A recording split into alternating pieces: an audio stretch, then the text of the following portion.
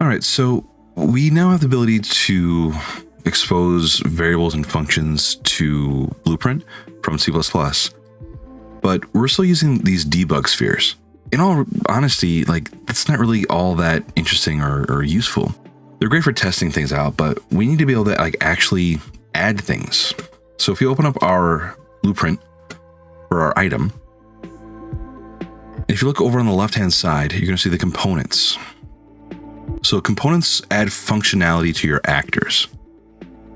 This is where you would add things such as a collider, or your static mesh model, or any other associated things that would go along with that actor.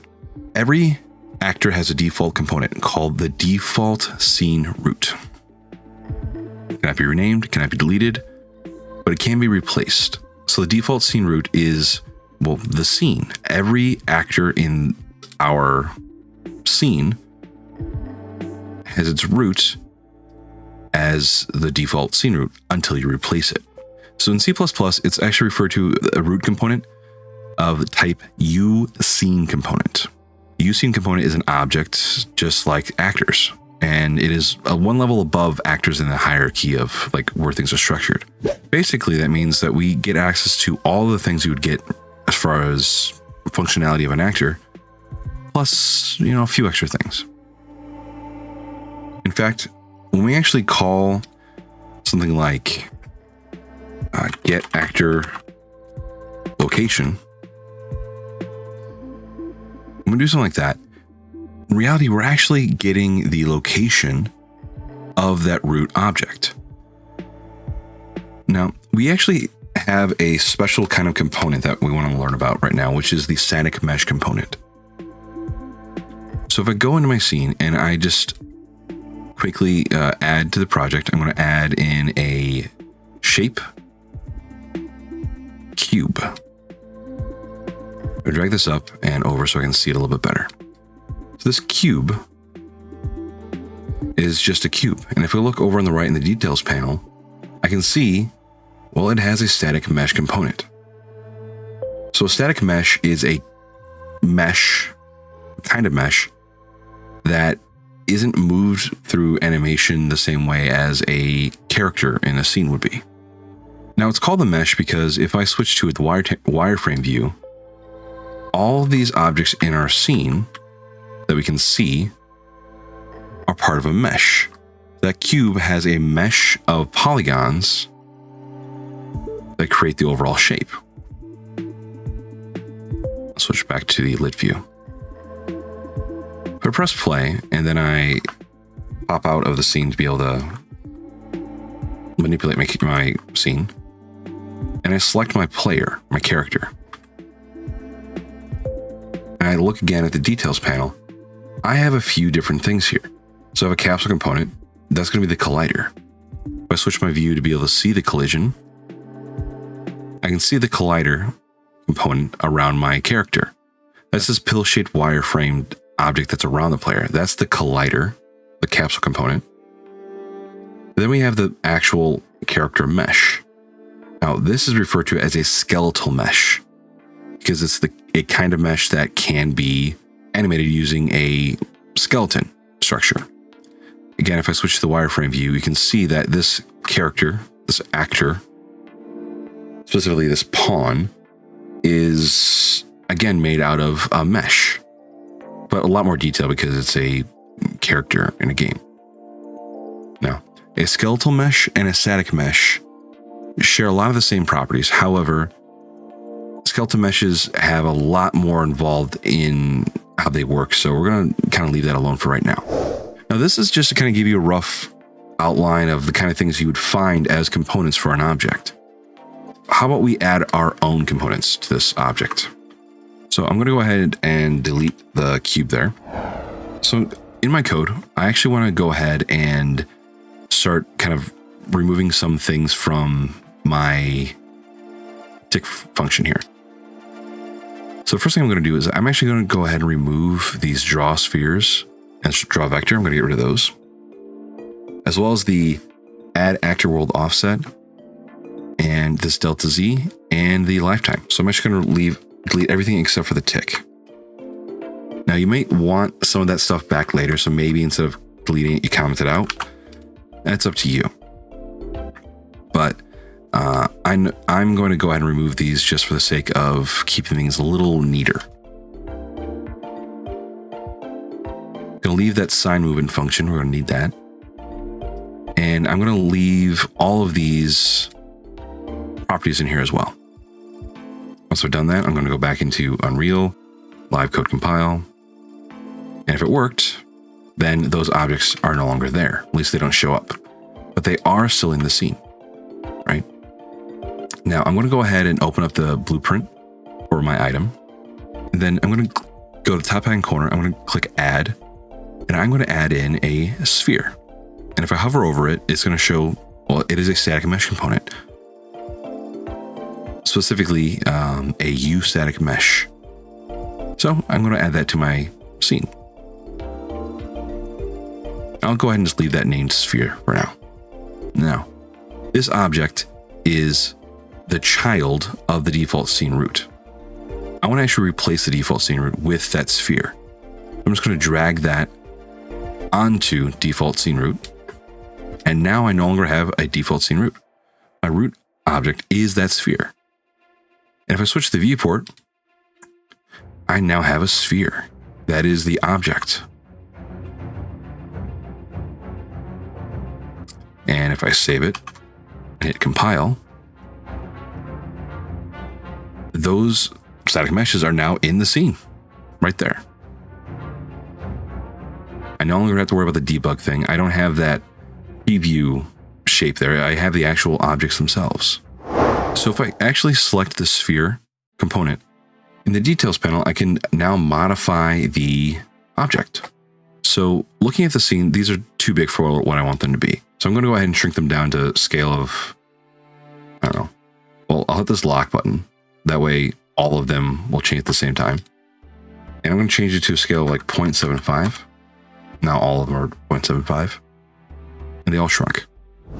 So I have my object here, and I'm going to go ahead and attach a material that I already created for the sake of this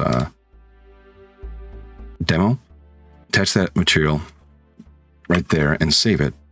And now in my scene, that material is now applied to those objects. So this approach works for if the object is supposed to kind of just exist in your scene and you're placing it in a certain location. But it's actually not good form to do that. Right? I'm going to go ahead and I'm going to delete the sphere. I know we just added it, but it's fine. We're going to add it in a different way now. So I'm going to delete that sphere. And by doing that, it went back to the default scene root as the root object for that item. And now if I go back into my C++ class, I'm going to go ahead and create a new parameter, a new variable rather. Well, first off, I'm going to give it a property. So I'll do U property, and this is going to be visible anywhere. And this is going to be a U static mesh component. And it's going to be a pointer. So we're going to point to a static mesh component, and we'll call it item mesh, right? So this is a pointer to the item mesh. And we're setting this to visible anywhere because we want to be able to see the static mesh, but we don't want to be able to change the static mesh, at least not at this stage. I'll save that. And I'm going to go into item CPP. And from in here, I want to modify the constructor. I want my constructor to actually attach that item mesh component to the object. So I'm going to call item mesh equals create default sub object. So this is going to attach, just like this we did here. This will attach something. In this case, I'm going to do less than sign, U static mesh components, and then greater than sign, parenthesis, and then a semicolon at the end. Now I'm throwing an error here, but that's because I haven't actually given it everything it needs. Instead of the parentheses, I'm going to put in text open parentheses.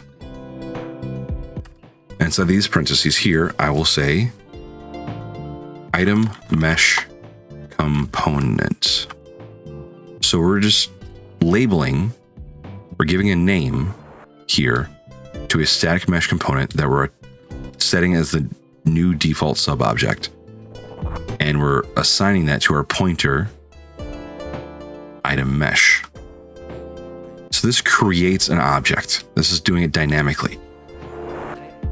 We could do something like item mesh equals new u static mesh component.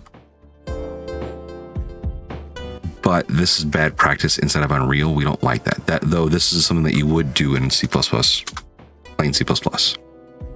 And now in here, after we've created that, we need to set it as the root component. So we'll do root component is equal to item mesh. So this sets the root component. And then this right here creates a static mesh called item mesh and points a pointer to it. Now those comments are not necessary. That's just there to kind of help, clarify what these are doing. Now that I've done that, let's go to Unreal and compile and see what happens. So I'll do a live code compile. Now that I've done that, my items no longer are visible. I can't see them anywhere. Why not? Well, if I look at the BP item, I now have, item mesh component. Notice the name item mesh component. That matches what we wrote here. So all we did was created a pointer rather, to an item mesh that we can then just add in Unreal like we did before. So looking with the item mesh selected, I can go into details and find static mesh. And if I click on the little drop down, I can see the different meshes that I have available to me. Now what's here is going to be based off of what's currently in your scene. Somewhere in my content drawer, in my starter content, all that stuff, I have objects. You could, if you wanted to, and in fact we will eventually later, import other meshes to work with. But for now, I'm just going to go ahead and find a shape sphere. And there we go. Now if I compile, I'll save it and then compile, those spheres are now in my scene. Now these are not the exact same spheres as we had earlier, but we can make them that way. So I can change the size back to 0.75 like I had earlier. And I can look at my materials here, and if I wanted to, I could just pick one that's, default there. But I had one that I created earlier for the sake of this demo. So let's use that. And I press play and actually run the game. Now those objects are in my scene. And because they're a static mesh, they have physics. They just float there, sure, but I can't run through them. You could use this to create platforms. And in fact, that's going to be your challenge. You're going to create platforms. And you're going to make them move around however you want to. But we'll get to more about the challenge later. So we have that in there. And now we can just, if we wanted to, go to our event graph and have it move through here. Or, and that's what I really want you to do, I want you to make it move from within C++. But that's going to be it for this video. And I'll have more information about your challenge in the next one. Thanks.